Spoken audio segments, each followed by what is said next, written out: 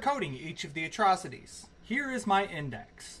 Each of the orange tabs are genocide.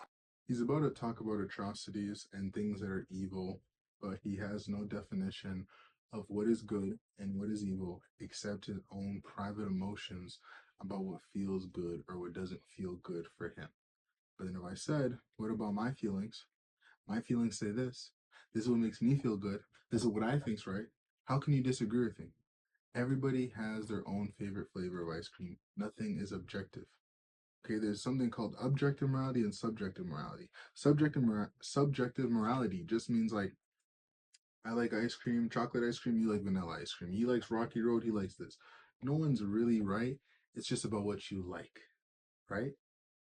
But objective morality is like, what do we give to somebody that's insulin, insignificant, or someone with diabetes? What do you do for them?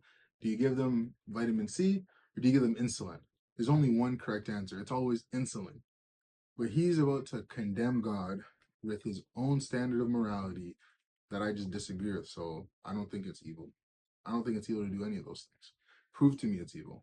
Well, I don't like it. Okay. Well, society, a bunch of people. So is it just the masses on what we agree on? Because then if everyone on earth agrees that evil is good and good is evil, then what? But let's just hear him out. And that happened. So let's test it out and flip to a random orange tab. Let's do this one, kind of right in the middle here. 2 Samuel 24:15.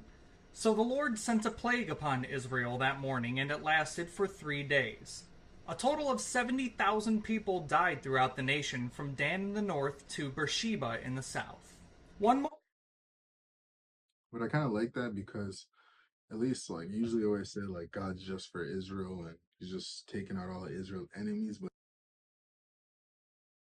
if you're out here doing evil, child sacrifice, this, and that, you're going to get punished, right? Same thing for the non-Israelites as the Israelites, right? You're going to get punished. So yes, 70,000 got diseases and wiped out. We'd have to look at the context specifically. But in the end of the day, it's still the same logic of if God creates human beings, right? What right do you have to say what somebody can do with their possessions, right?